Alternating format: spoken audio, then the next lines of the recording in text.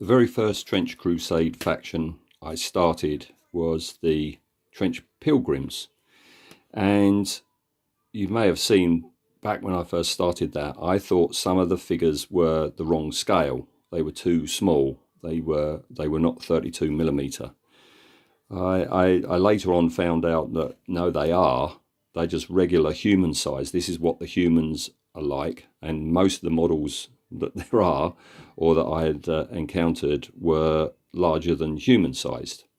And I discounted this lot, thinking they were the wrong size. And I'm glad I didn't throw them away, because they are the right size.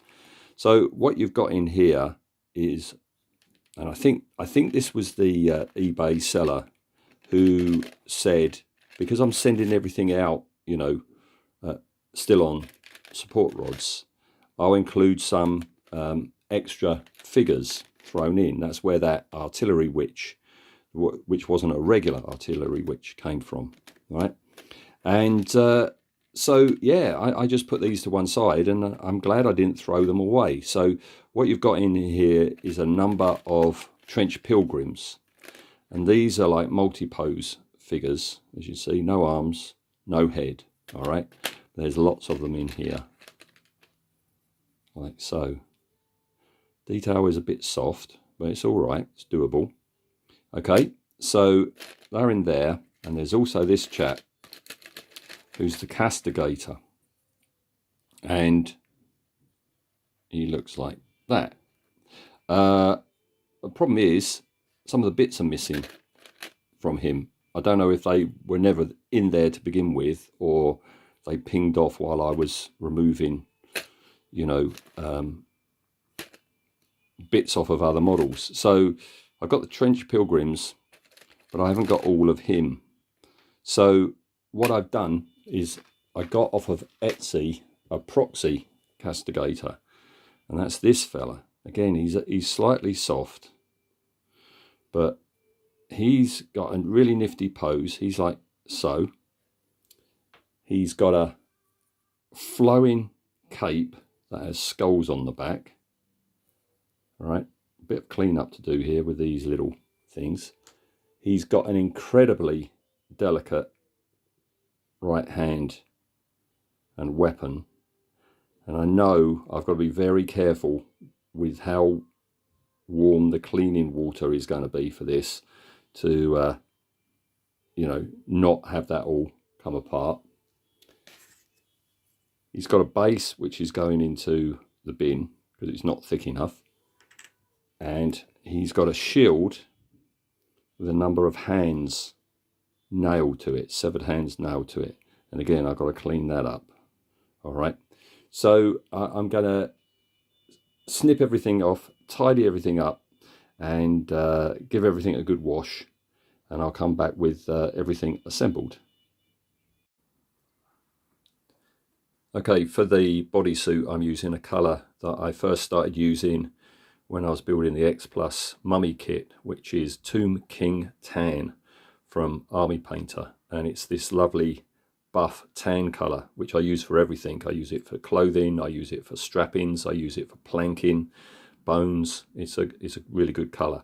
What I'm going to do is I'm going to finish all that first, the washing and the highlighting, and then everything else I'm going to pick out, apart from the metallics, I'm going to pick out in white, because the rest of the colours are all going to be via speed paint. All right, and then looking at images of the Castigator, whether official figures or not, he tends to be just greys. So over the grey primer I put another dark grey, and I've just highlighted quite crudely all the way up to white. Okay, this big area of unpainted is where his shield was, and that was just blue tacked in place, so I'm not bothering with that area. So, and this is how I'm going to leave it, quite stark, because I'm going to let the Villainy Inks washes do the work for me. Next thing is pick out his metallics, like the chainmail around his neck guard, and in the illustrations he seems to have an awful lot of gold going on. Whether it's on his shields and the iconography, like down in there, shoulder pads, etc., etc. All right, so I'll come back with those bits done and his bits done, and we can move on to the speed paints. Looking rather dodgy in their white hoods, so let's get some colour on them. Yeah, the tan areas are highlighted, so, and as you can see, everything is now in white, so we're good to go there.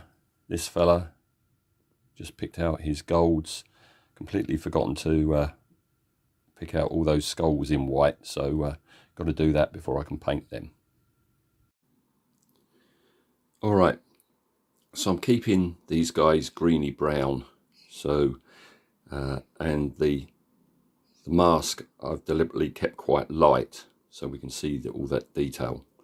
Not quite sure what's going on here, what is strapping and what is what.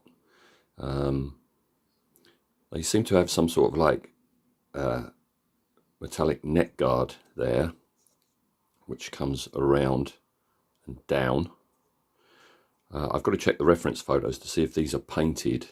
These panel things they seem to have strapped to them. Yeah, they're not having white booties. I've got to paint those. That's going to be another shade of green.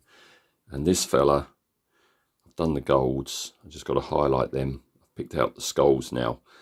And I've got to decide, oh yeah, and the metallic neck thing. I've got to decide what to do about the mask. What colour I'm going to paint the mask, because I want that to stand out. So I'm having to think about that. And I'm working on the shield at the moment.